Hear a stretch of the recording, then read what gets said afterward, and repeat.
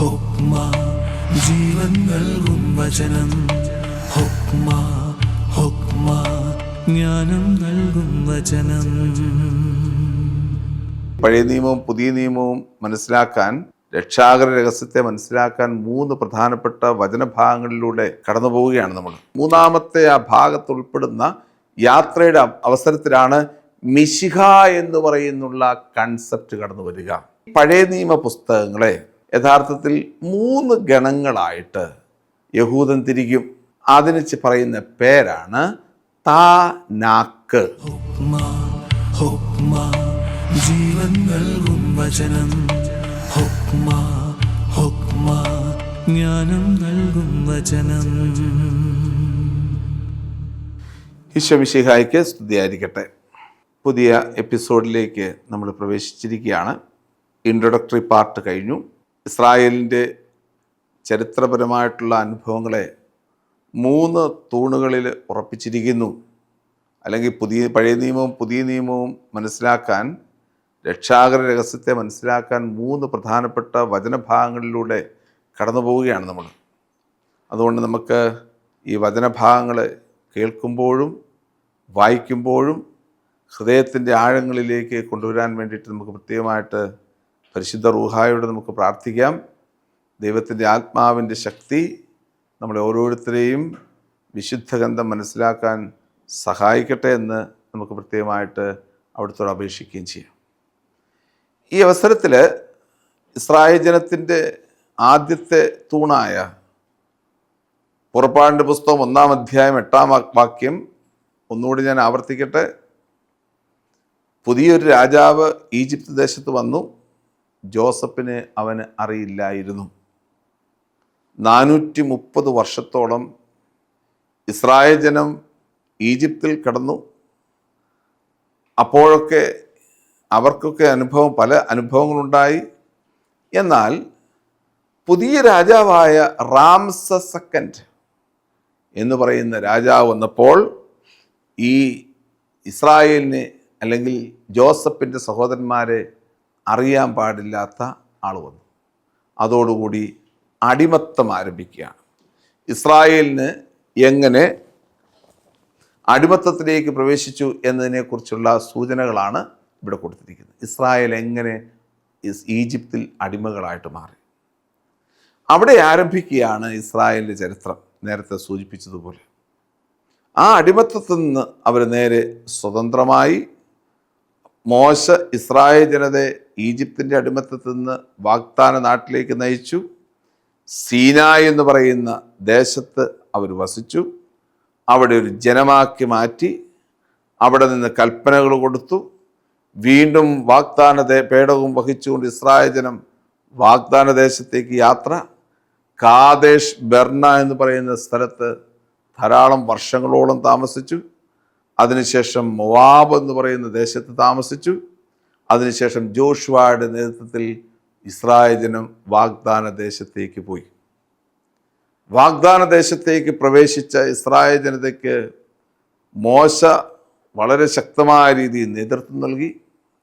എല്ലാ കനാന്യരെയും ഹിത്യരെയും അമോര്യരെയും ഒക്കെ നശിപ്പിച്ചതിന് ശേഷം മോശ ഇസ്രായേൽ ജനതയ്ക്ക് അവിടെ സ്ഥലം വാങ്ങിച്ചു കൊടുത്തു, അല്ലെങ്കിൽ സ്ഥലം കൊടുത്തു.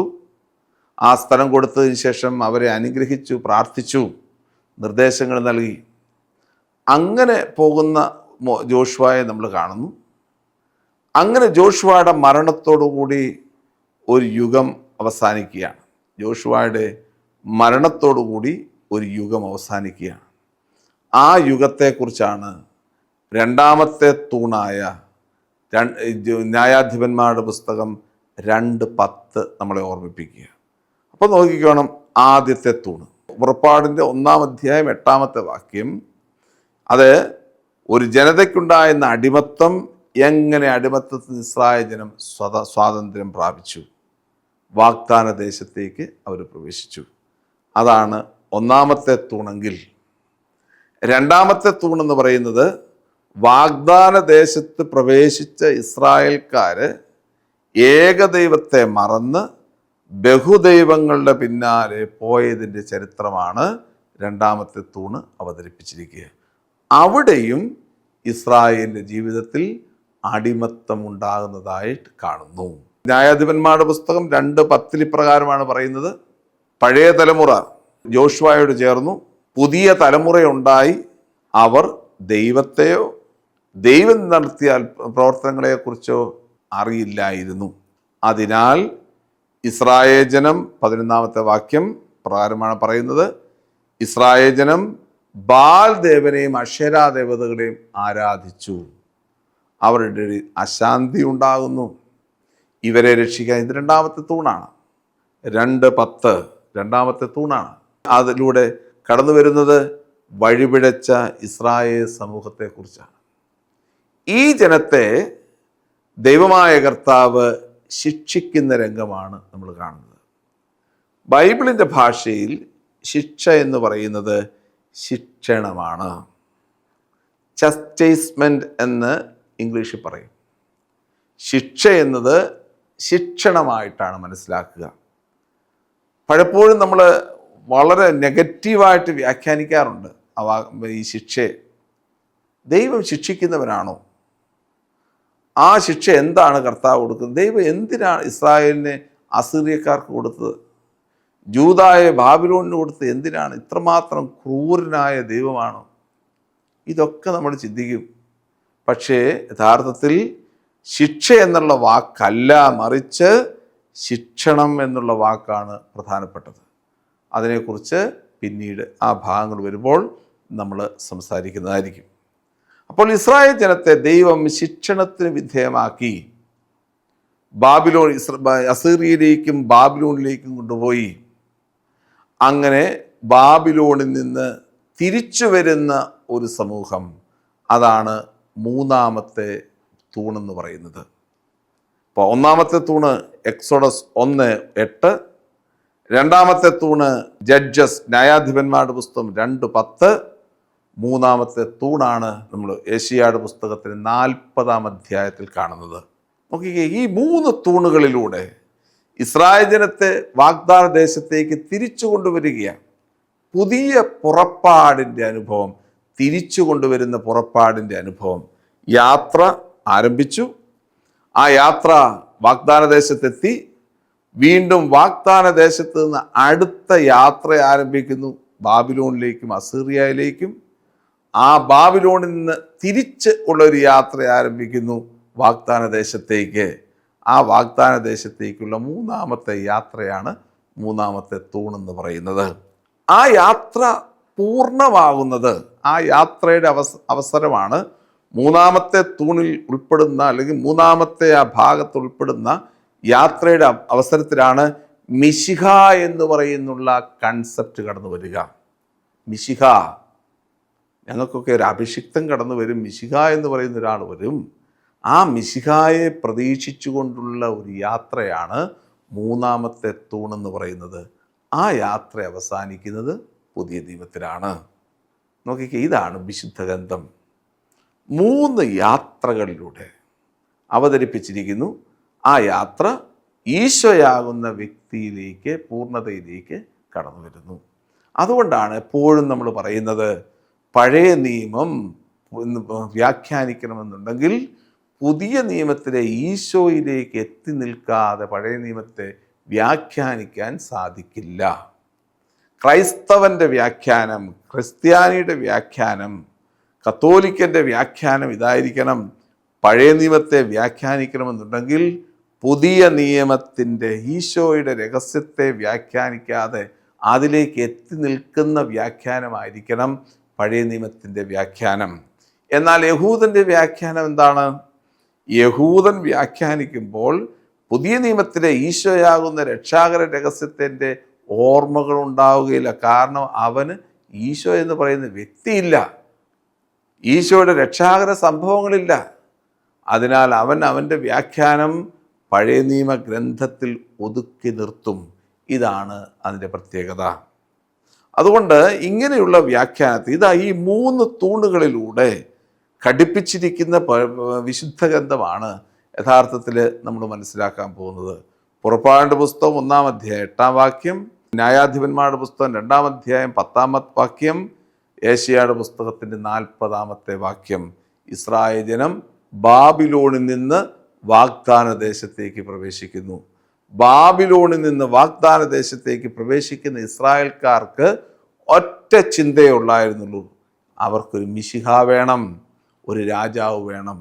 നഷ്ടപ്പെട്ടു പോയ രാജ്യത്വം വീണ്ടെടുക്കാൻ വേണ്ടി ഒരു രാജാവ് വേണം.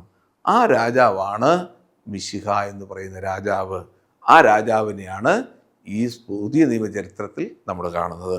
ഇതാണ് യഥാർത്ഥത്തിൽ വിശുദ്ധ ഗ്രന്ഥം എന്നതുകൊണ്ട് ഉദ്ദേശിക്കുക. ഇത് മുഴുവനും ദൈവശാസ്ത്രമാണ്.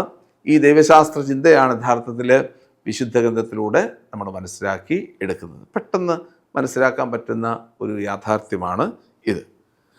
അതുകൊണ്ട് ഇത്രയും പറഞ്ഞുകൊണ്ട് നമുക്ക് നമ്മുടെ ഈ വിശുദ്ധ ഗ്രന്ഥത്തിൻ്റെ ഈ യാത്രയുടെ അനുഭവത്തിലൂടെ നമുക്കൊന്ന് യാത്ര നടത്താം. അത് ഉൽപ്പത്തി പുസ്തകത്തിലൂടെ പോകാം. പഞ്ചഗ്രന്ഥങ്ങളിലൂടെ, പലപ്പോഴും എല്ലാവരും തെറ്റിച്ച് പറയുന്ന വാക്കാണ് പഞ്ചഗ്രന്ഥം.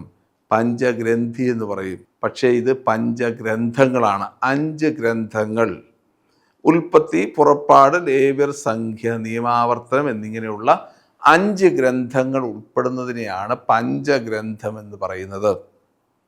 യഥാർത്ഥത്തിൽ ഇതൊക്കെ എന്താണ്? പഠിക്കാനുള്ള പെട്ടെന്നുള്ള ഭാവത്തിന് വേണ്ടിയിട്ടാണ് പഞ്ചഗ്രന്ഥങ്ങൾ എന്നൊക്കെ നമ്മൾ പറയുക. പെൻഡ ടെവുക്ക്, പെൻഡ എന്ന് പറഞ്ഞു കഴിഞ്ഞാൽ 5, ടെവുക്ക് എന്ന് പറഞ്ഞു കഴിഞ്ഞാൽ സ്ക്രോൾ എന്നാണ് അർത്ഥം. സ്ക്രോൾ, 5 സ്ക്രോളുകളെ കുറിച്ചാണ് പ്രധാനമായിട്ടും പറയുന്നത്. 5 സ്ക്രോളുകൾ. ഇപ്പം എടുത്ത് നോക്കിക്കഴിഞ്ഞാൽ യഹൂദൻ്റെ സിനഗോഗിൽ എടുത്ത് നോക്കിക്കഴിഞ്ഞാൽ അവർക്ക് ഈ 5 ഗ്രന്ഥങ്ങൾ, ഉൽപ്പത്തിയുടെ മുഴുവൻ ഒരു ഗ്രന്ഥം, പുറപ്പാടിന് മുഴുവൻ ഒരു ഗ്രന്ഥം, അങ്ങനെ പോകുന്ന 5 ഗ്രന്ഥങ്ങൾ എടുത്ത് വെച്ചിട്ടുണ്ട്. അതിൽ ഓരോ സമയത്ത് ഓരോ ഗ്രന്ഥങ്ങൾ എടുത്ത് വായിക്കും. ഇങ്ങനെയാണ് 5 ഗ്രന്ഥങ്ങളെന്ന് വന്നിരിക്കുന്നത്.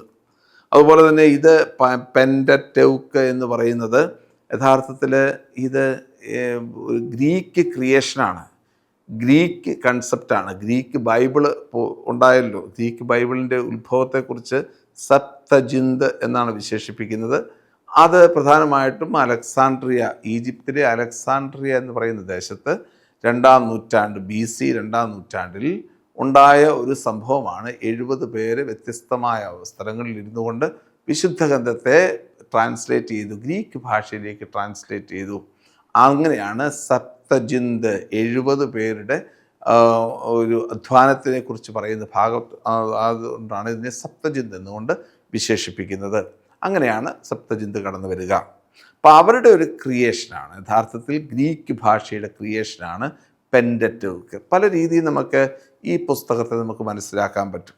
ഇത് യഥാർത്ഥത്തിൽ വിശുദ്ധ ഗ്രന്ഥത്തിൻ്റെ പ്രാരംഭ പുസ്തകങ്ങളാണ് ഈ 5 പുസ്തകങ്ങൾ. ഇതിൻ്റെ അകത്ത് യഹൂദൻ ഈ പുസ്തകങ്ങളെ വിളിക്കുന്നത് ഇതിൻ്റെ അകത്തുള്ള കണ്ടൻറ്റ് മനസ്സിലാക്കിക്കൊണ്ടാണ്. ഇതിൻ്റെ കണ്ടൻറ്റ് എന്താണ്? യഥാർത്ഥത്തിൽ തോറ എന്നാണ് വിശേഷിപ്പിക്കുക.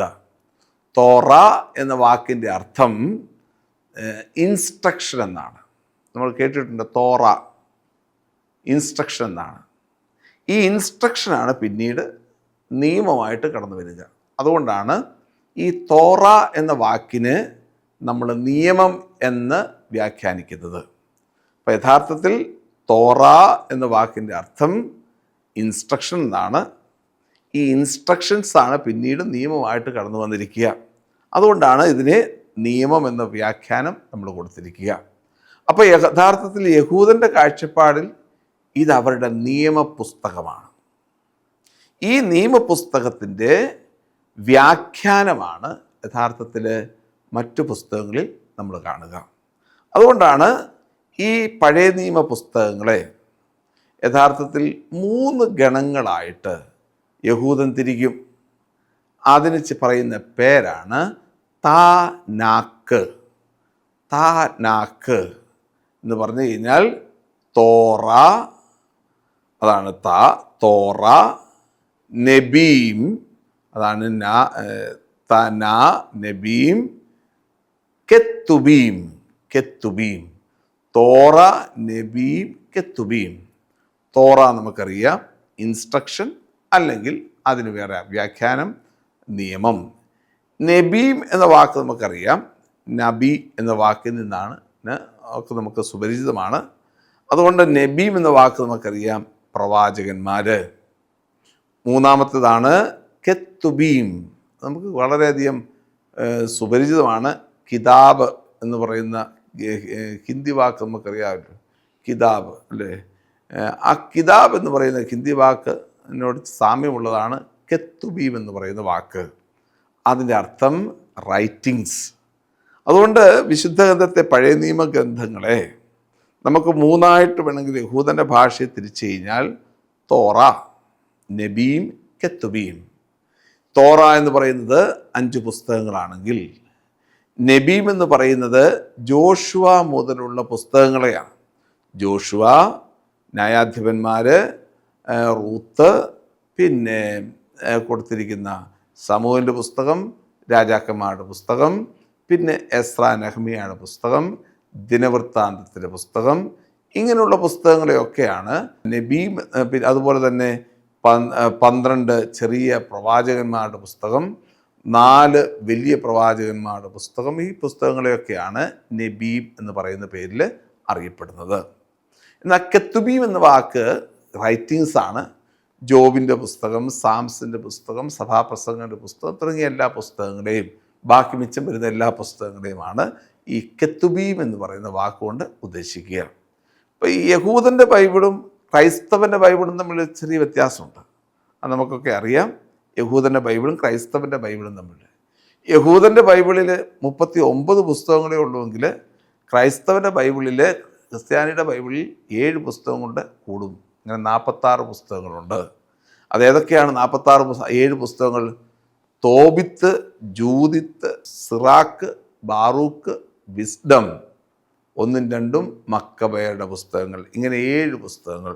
തോബിത്ത്, ജൂദിത്ത്, സിറാക്ക്, ബാറൂക്ക്, വിസ്ഡം, 1ഉം 2ഉം മക്കബയുടെ പുസ്തകങ്ങൾ. ഇതിനെ ഡ്യൂട്രോ കാനോനിക്കൽ എന്ന പേരിലാണ് അറിയപ്പെട്ടിരിക്കുക. സെക്കൻഡ് കാനോനിക്കലായിട്ട്, കാനോനിക്കൽ ഫോമിലെ സെക്കൻഡ് ഭാഗമായിട്ട് അവതരിപ്പിച്ചിരിക്കുന്നു. ഇങ്ങനെ ഇതിൻ്റെ ഫോർമേഷൻ ഓഫ് ദ കാനനെ കുറിച്ച് പിന്നീട് നമുക്ക് ഒന്ന് സംസാരിക്കുന്നതായിരിക്കും. അതുകൊണ്ട് ആ ഭാഗം വരുമ്പോഴത്തേക്കും നമുക്കിതിനെക്കുറിച്ച് കൂടുതൽ മനസ്സിലാക്കിയെടുക്കാൻ പറ്റും. അപ്പോൾ 39 പഴയ നിയമത്തിലെ യഹൂദൻ്റെ പുസ്തകത്തിൽ 39 ആണെങ്കിൽ 46 പുസ്തകങ്ങളാണ് ക്രിസ്ത്യാനിയുടെ പുസ്തകത്തിൽ ഉള്ളത്. അപ്പോൾ ഇത് തമ്മിലുള്ള വ്യത്യാസം എന്താണെന്ന് പിന്നീട് മനസ്സിലാക്കും. ഇനി ഈ പുസ്തകങ്ങൾ തമ്മിൽ, ഇത്രയും പുസ്തകങ്ങൾ തമ്മിൽ എന്തെങ്കിലും ബന്ധമുണ്ടോ? നമ്മളേതായാലും പെൻറ്ററ്റുക്ക് അല്ലെങ്കിൽ തൊറ എന്ന് പറയുന്ന പുസ്തകത്തിലേക്ക് പ്രവേശിക്കാൻ പോവാം. അതിനു മുമ്പായി ഈ പുസ്തകങ്ങൾ തമ്മിൽ ബന്ധമുണ്ടോ? അല്ലെങ്കിൽ ഈ പുസ്തകങ്ങളുടെ ഓരോ തൂണുകളായിട്ടാണോ മാറ്റിവെച്ചിരിക്കുന്നത്? അല്ല, ഈ പുസ്തകങ്ങൾ തമ്മിൽ ബന്ധമുണ്ട്. ആ പുസ്തകങ്ങളുടെ പ്രത്യേകതയാണ് യഥാർത്ഥത്തിൽ തൊറ എന്നത് നിയമമാണെങ്കിൽ ആ നിയമത്തിൻ്റെ വ്യാഖ്യാനമാണ് യഥാർത്ഥത്തിൽ നബീം എന്ന് പറയുന്ന പുസ്തകത്തിൽ കാണുക. വളരെ വ്യക്തമാണത്. തൊറ എന്ന് പറയുന്നത് 613 നിയമങ്ങളുടെ, ഇസ്രായേലിൻ്റെ ജീവിതത്തിൽ, മതജീവിതത്തിൽ 613 നിയമങ്ങളുണ്ടെന്നാണ് പറയുന്നത്. ആ നിയമങ്ങളെ എല്ലാം തന്നെ വിശുദ്ധ ഗ്രന്ഥത്തിൽ കൊടുത്തിട്ടില്ല എങ്കിൽ തന്നെയും ആ നിയമങ്ങളുടെ സാരസംഗ്രഹമാണ് നമ്മളിവിടെ കാണുന്ന എല്ലാ നിയമങ്ങളും. ആ നിയമങ്ങളെ പ്രധാനമായിട്ടും അതിൻ്റെ ലെജിസ്ലേഷൻ നടത്തുകയാണ്, അതിനെ എക്സിക്യൂട്ട് ചെയ്യുന്നതാണ് യഥാർത്ഥത്തിൽ നബീം എന്ന് പറയുന്ന പുസ്തകത്തിൽ. പ്രവാചകൻ എന്ന് പറയുന്ന വ്യക്തി ആരാ? ദൈവത്തിൻ്റെ നിയമത്തിൻ്റെ കാവൽക്കാരനാണ് പ്രവാചകൻ. നമ്മൾ പലപ്പോഴും പറയും പ്രവാചകൻ എന്ന് പറയുന്നത് പ്രവചിക്കുന്നവനാണ്, കാലാവസ്ഥ പ്രവചനം പറയുന്ന പോലെ പ്രവചിക്കുന്നവനാണ്. അതിനേക്കാട്ടുപരിയായി പ്രവാചകൻ എന്ന് പറയുന്നത് ദൈവത്തിൻ്റെ നിയമത്തിന് കാവലാളായിട്ട് നിൽക്കുന്നവനാണ്, ദൈവത്തിൻ്റെ നിയമത്തെ വ്യാഖ്യാനിക്കുന്നവനാണ്. ഏതെങ്കിലും തരത്തിൽ വ്യാഖ്യാനത്തിന് അല്ലെങ്കിൽ ദൈവത്തിൻ്റെ നിയമത്തെ ആരെങ്കിലും തെറ്റായിട്ട് ചിത്രീകരിച്ചു കഴിഞ്ഞാൽ അതിനെ നിശ്ചിതമായിട്ട് വിമർശിച്ച് അതിനെ വ്യാഖ്യാനിക്കുന്നവനാണ്. ഉദാഹരണം നമുക്കറിയാമല്ലോ, ദാവീദ് രാജാവ് ബത്ശബ എന്ന് പറയുന്ന പെണ്ണിനെ പ്രാപിച്ചു, ഉറിയായെ കൊന്ന് ബത്ശബയെ പ്രാപിച്ചപ്പോൾ നാഥാൻ എന്ന് പറയുന്ന പ്രവാചകൻ എന്താ ചെയ്തത്? ആ ദാവീദിൻ്റെ മുഖത്ത് നോക്കി കൈ ചൂണ്ടിക്കൊണ്ട് പറയുകയാണ്, ആ മനുഷ്യൻ നീ തന്നെ. നോക്കിക്കേ, ഇതാണ് തെറ്റുമ്പോൾ ഒരു പ്രവാചകൻ്റെ ജോലി ദൈവത്തിൻ്റെ നിയമത്തെ കൃത്യമായിട്ട് മനസ്സിലാക്കി കൊടുക്കുന്നതാണ് പ്രവാചകൻ്റെ ജോലി. അതുകൊണ്ടാണ് ഈ നബീം എന്ന് പറയുന്ന പുസ്തകം തോറ എന്ന് പറയുന്ന പുസ്തകത്തിൻ്റെ വ്യാഖ്യാനമാണെന്ന് പറയാനുള്ള കാരണം. അതിൻ്റെ ഓരോ നിയമങ്ങളും എടുത്ത് വ്യാഖ്യാനിക്കുകയാണ്. ഓരോ നിയമങ്ങളും എടുത്ത് വ്യാഖ്യാനിക്കുകയാണ്. ആ വ്യാഖ്യാനമാണ് നമ്മൾ നബീം എന്ന് പറയുന്ന പുസ്തകത്തിൽ കാണുക. എന്നാൽ റൈറ്റിങ്സ് എന്താണ്? നമുക്കറിയാം, സുഭാഷിതങ്ങളുടെ പുസ്തകം, അതുപോലെ തന്നെ സങ്കീർത്തനങ്ങളുടെ പുസ്തകം, അതുപോലെ തന്നെ ജോബിൻ്റെ പുസ്തകം, അതുപോലെ തന്നെ ഉത്തമഗീതത്തിൻ്റെ പുസ്തകം. ഇതെല്ലാ പുസ്തകങ്ങളും ഈ പറയുന്ന തൊറ എന്ന് പറയുന്ന ആ മതഗ്രന്ഥത്തിൻ്റെ പ്രാർത്ഥനകളാണ്. സങ്കീർത്തനം വരുമ്പോഴത്തേക്ക് നമ്മൾ പ്രാർത്ഥിക്കുക. സഭാപ്രസംഗൻ്റെ പുസ്തകത്തിൽ കാണുന്നത് പ്രാർത്ഥനയിലൂടെ ഓരോ ജീവിതത്തിൻ്റെ അവസ്ഥകളെക്കുറിച്ച് പറയുക.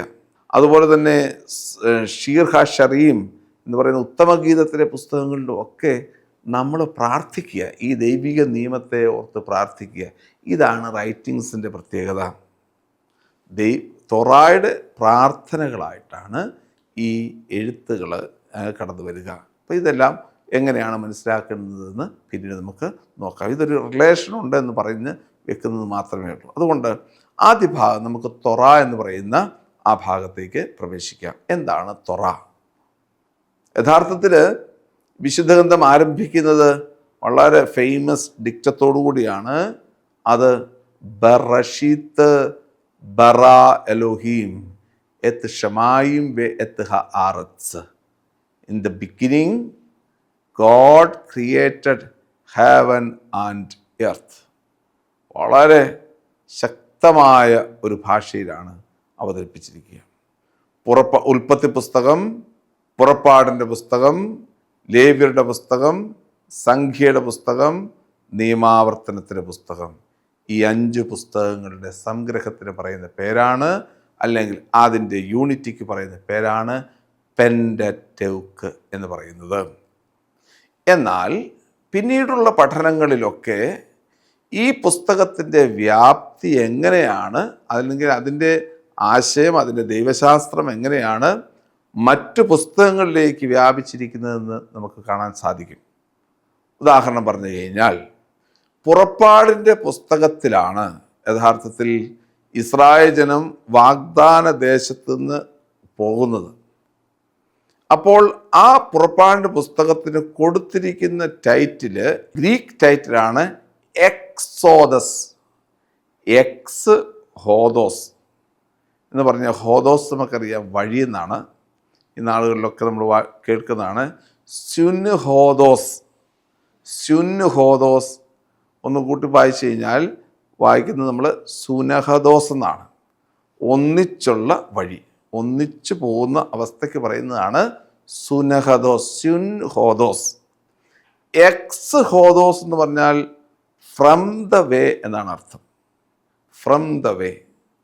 അതുകൊണ്ട് നമുക്ക് ഈ പുറപ്പാടിൻ്റെ പുസ്തകം ഫ്രം ദ വേ ആണെങ്കിൽ അതിനൊരു അന്ത്യം വേണ്ടേ? To a destination. ആ ഡെസ്റ്റിനേഷൻ എന്താണ്?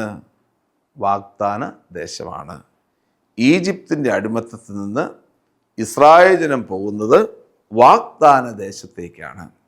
ഡ്യൂട്രോണമി അല്ലെങ്കിൽ നിയമാവർത്തനത്തിൻ്റെ പുസ്തകത്തിൽ ഇസ്രായേൽ ജനം നിൽക്കുന്നത് ജോർദാൻ്റെ മറുകരയാണ്. ജോർദാൻ കടന്ന് വാഗ്ദാന ദേശത്തേക്ക് പ്രവേശിക്കുന്നത് ജോഷുവ എന്ന് പറയുന്ന പുസ്തകത്തിലൂടെ മാത്രമാണ്. അതിനാൽ പിന്നീടുള്ള ചിന്തകളിൽ ജോഷുവയുടെ പുസ്തകവും കൂടി ഈ 5 പുസ്തകത്തോട് ചേർത്ത് പിന്നീട് വായിച്ചിരുന്നു. അതുകൊണ്ടാണ് പെൻഡറ്റൗക്ക് മാറി ഹെക്സാറ്റൗക്ക് എന്ന് പറയുന്ന ഒരു പുസ്തക സംഗ്രഹം കടന്നു വരിക. ഹെക്സാറ്റൗക്ക് എന്ന് പറഞ്ഞു കഴിഞ്ഞാൽ 6 പുസ്തകങ്ങൾ: ഉൽപ്പത്തി, പുറപ്പാട്, ലേവ്യർ, സംഖ്യ, നിയമാവർത്തനം, പിന്നെ ഉള്ളത് ജോഷുവ. 6 പുസ്തകങ്ങളുടെ ഒരൊറ്റ സംഗ്രഹമായിട്ടാണ് ഹെക്സാറ്റൗക്ക് എന്ന് പറയുന്ന ഒരു ഗണം കടന്നു വരിക. അതുകൊണ്ട് പഞ്ചഗ്രന്ഥം എന്ന് പറയുന്ന പുസ്തകങ്ങളെ നമുക്ക് ഒരിക്കലും ആ 5 പുസ്തകങ്ങളായിട്ട് ദൈവശാസ്ത്രപരമായിട്ട് നോക്കിക്കഴിഞ്ഞാൽ 5 പുസ്തകമായിട്ട് മാത്രം കാണാൻ സാധിക്കുകയില്ല. മറിച്ച് അതിൻ്റെ ദൈവശാസ്ത്ര ചിന്ത അടുത്ത പുസ്തകങ്ങളിലേക്കും കടന്നു വരുന്നു. അതുകൊണ്ട് ഇമ്മീഡിയറ്റ് ആയിട്ടുള്ള ഒരു ആക്സസ് കിട്ടാൻ വേണ്ടി പഞ്ചഗ്രന്ഥത്തിനെ ആ ജോഷുവയുടെ പുസ്തകത്തോട് ചേർത്ത് വയ്ക്കുന്നു. കാരണം പുറപ്പാടിൻ്റെ പുസ്തകത്തിൽ അവരാരംഭിച്ചിരുന്ന ജൈത്രയാത്ര അവസാനിക്കുന്നത് കാനാൻ ദേശത്ത് വെച്ചാണ്. ആ കാനാൻ ദേശത്തെ സൂചിപ്പിക്കുന്ന ജോഷുവയുടെ പുസ്തകത്തെ ഉൾപ്പെടുത്തുന്നതിലൂടെ 6 പുസ്തകങ്ങളുടെ ഒരു ഗണമായി നമ്മളിതിനെ കാണുന്നു. ഇതാണ് ഒന്നാമത്തെ ഭാഗം. അപ്പോൾ ഇതുകൊണ്ട് ഈ രീതിയിൽ നമ്മൾ കാണുമ്പോഴാണ് ഈ പുസ്തകങ്ങൾ തമ്മിലുള്ള ബന്ധം നമുക്ക് കാണാൻ സാധിക്കുക. ഇനി മറ്റു പല ബന്ധങ്ങളുണ്ട്.